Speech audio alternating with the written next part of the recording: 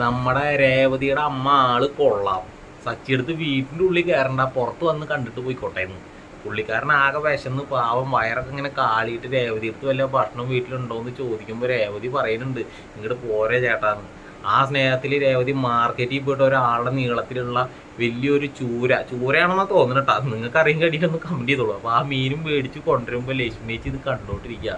അപ്പോൾ ലക്ഷ്മിയേച്ചി ചോദിക്കണം, എന്താ മോളെ മീനൊക്കെ സാധാരണ ഞായറാഴ്ച അല്ലേ മീൻ മേടിക്കാറ്, നീ എന്താ അപ്പം മീനൊക്കെ മേടിച്ച് വന്നെന്ന് ചോദിക്കുമ്പോൾ അമ്മേ നമ്മുടെ സച്ചിയേട്ടൻ വീട്ടിൽ ഭക്ഷണമൊന്നും ഇല്ലാണ്ട് വീട് എന്തെങ്കിലും ഉണ്ടോ എന്ന് ചോദിച്ചു.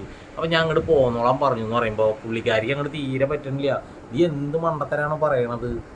ഇവിടെ വരാൻ പാടില്ല എന്ന് അറിഞ്ഞൂടെ മോളെ, നീ ഒരു കാര്യം ചെയ്യും, അവൻ വന്നിട്ട് നിന്നെ കണ്ടു പോയിക്കോട്ടെ, വീട്ടിൻ്റെ ഉള്ളിൽ അവനെ കയറ്റണ്ടെന്ന് പറയുമ്പോൾ രേവതി പറയണു അമ്മ വെറുതെ എന്നെ ദേഷ്യം പിടിപ്പിക്കരുതിട്ടാ, അമ്മ അങ്ങോട്ട് മാറിയെന്ന് പറഞ്ഞിട്ട് രേവതി നേരെ അടുക്കളയിൽ പോയിട്ട് മീനൊക്കെ വൃത്തിയാക്കി അങ്ങനെ കറിയും മീൻ പൊരിച്ചു അങ്ങനെ ചോറക്കാക്കി സെറ്റാക്കി സച്ചിനെ കാത്തിങ്ങനെ നിൽക്കുക. അപ്പോൾ നമ്മളെ സച്ചി കാറൊക്കെ ഓടിച്ച് രേവതിയുടെ വീടിൻ്റെ മുന്നിൽ കൊണ്ടുവന്ന് വണ്ടി നിർത്തി അവിടെ നിന്ന് ഇങ്ങോട്ട് ഇറങ്ങി രേവതിയുടെ വീട്ടിലേക്ക് കയറാണ്. അത് കണ്ടതും രേവതി കൂട്ടിയൊരു വരവുണ്ട്. വന്നിട്ട് സച്ചേട്ടാ വായോ വായോ, എന്താ വായോ, അമ്മ സച്ചേട്ടനെ വിളിക്കുന്നു പറയുമ്പോൾ ലക്ഷ്മിയേച്ചി മോനെ വായ മോനെ ഇരിക്കും മോനെ.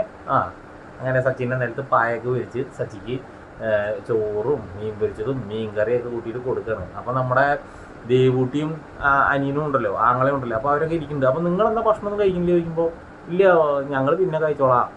അത് പറഞ്ഞ പറ്റില്ല, എൻ്റെ കൂടെ ഇരുന്ന് കഴിക്കണമെന്ന് പറയാണ്. അങ്ങനെ ദേവൂട്ടിയും ആങ്ങളെ സച്ചിയുടെ ഒപ്പം ഇരുന്ന് ഭക്ഷണം കഴിക്കണം. അമ്മ കഴിക്കില്ല ചോദിക്കുമ്പോൾ അമ്മ പറയാണ് മോനെ സാരില്ല മോനെ ഞാൻ പിന്നെ കഴിച്ചോളാം. അങ്ങനെയാണോ, ശരി.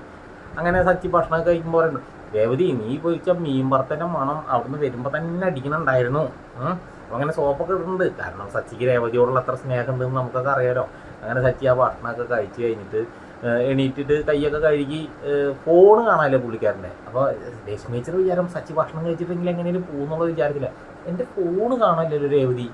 അപ്പോൾ ലക്ഷ്മിച്ചി എന്താ മോനെ അല്ല ഫോണ് കാണാമല്ലോ അമ്മേ. അയ്യോ രേവതി നോക്ക്, അവൻ്റെ ഫോണ് നോക്ക്, രേവതി മോളെ നോക്ക്, ഫോണ് നോക്ക്.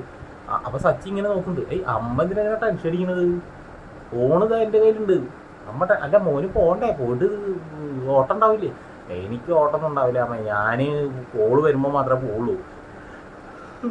രേവതി ഭക്ഷണം കഴിച്ച് കഴിഞ്ഞാൽ ഒന്ന് ഉറങ്ങാറുണ്ട്, ഉറക്കം വരുന്നുണ്ട്, എന്താ ചെയ്യാം. ചേട്ടൻ കൊണ്ട് പോയി ഇവിടെ ഉറങ്ങാന്ന് പറഞ്ഞിട്ട് രേവതി റൂമിലേക്ക് വിളിച്ചുകൊണ്ടായിട്ട് അവിടെ പായൊക്കെ വിരിച്ചു കൊടുത്ത് സെറ്റാക്കാണ്. രശ്മിയേച്ചിക്ക് അത് കാണുമ്പോൾ പറ്റുന്നില്ല, കാരണം ചന്ദ്രമതി എങ്ങാനും ഇത് അറിഞ്ഞു കഴിഞ്ഞ് കഴിഞ്ഞാൽ ഏതാണ്ട് തീരുമാനമാവുമെന്ന് അറിയാം പുള്ളിക്കാരി. പിന്നെ മാസം അങ്ങോട്ട് ശരിയല്ലല്ലോ, ആടിമാസമാണല്ലോ. ഇനിയിപ്പോൾ ആ കുട്ടി പറഞ്ഞു കഴിഞ്ഞാൽ അങ്ങനത്തെ ഒരു അന്ധവിശ്വാസങ്ങളൊക്കെയാണ് ഇവർക്ക്. അങ്ങനെ നമ്മുടെ സച്ചി ഭക്ഷണം കഴിച്ച് കിടന്നൊക്കെ ഉറങ്ങി അങ്ങനെ ഒരു എപ്പിസോഡാണ് നാളെ ഉള്ളത്. അതിൻ്റെ ഇടയ്ക്ക് നമ്മുടെ സുധിയുടെ ജോലി പോയി അങ്ങനെ.